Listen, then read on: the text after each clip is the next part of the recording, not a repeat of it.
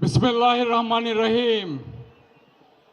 আজকে চট্টগ্রাম জেগে উঠেছে, তারেক রহমান এসেছে, চট্টগ্রাম জেগেছে, মা মাটি ডেকেছে, তারেক রহমান এসেছে।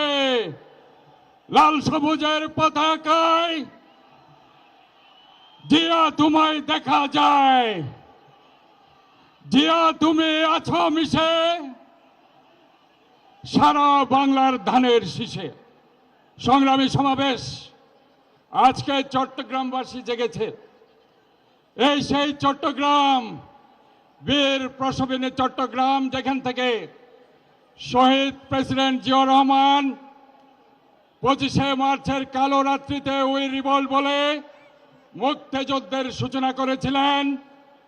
26শে মার্চে I, Major Jia, do hereby proclaim the independence of Bangladesh বলে মহান স্বাধীনতার ঘোষণা দিয়েছিলেন। বন্ধুরা, এই সেই চট্টগ্রাম, যেই চট্টগ্রামের লালদিঘির ময়দান থেকে আপসহীন দেশনেত্রী বেগম খালেদা জিয়াকে আপসহীন নেত্রী ভূমিকায় উপাধি দেওয়া হয়েছিল।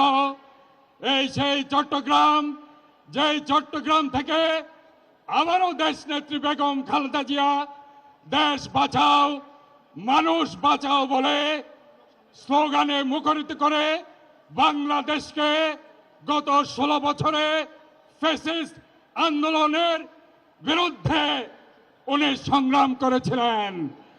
এই সেই চট্টগ্রাম, আজকে আমরা যাকে দেখতে পাচ্ছি, গত 16 বছর উনি সেই শুধু লন্ডন থেকে সারা বাংলাদেশের মানুষকে মানুষের মৌলিক অধিকার, গণতান্ত্রিক অধিকার রক্ষার জন্য উনি সংগ্রাম করে গিয়েছেন। ইনশাআল্লাহ আমরা আজকে ওনার যে প্ল্যান আছে সেই প্ল্যান আমরা শুনতে চাই।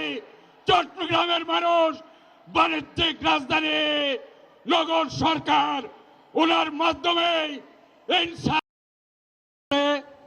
4 লক্ষ পরিবারকে, যেসব পরিবার গত 16 বছর আওয়ামী লীগ দলীয়করণ করেছে, রাজনীতিকরণ করেছে, তাদের হাতে ইনশাআল্লাহ স্মার্ট ফ্যামিলি কার্ড আমরা তুলে দিয়েছি। আমরা 41টি ওয়ার্ডে 41টি খেলার মাঠ, এটিও তারেক রহমান সাহেবের স্বপ্ন, যেটি আমাকে উনি বারবার অ্যাডভাইস করেছেন, গড়ার জন্য উনি বলেছেন 41টি ওয়ার্ডে 41টি সবুজ খেলার মাঠ গড়ে দিতে হবে। সেটাও ইনশাল্লাহ 12টি খেলার মাঠ হয়ে গেছে, পর্যায়ক্রমে প্রতিটি খেলার মাঠ করে দেব ইনশাল্লাহ। আজকে আপনারা সবাই করতালির মধ্যে দিয়ে, যে নেতা আজকে চট্টগ্রামে এসেছেন, সবাই করতালি দিয়ে জনাব তারেক রহমানকে অভিনন্দন জানান, শুভেচ্ছা জানান।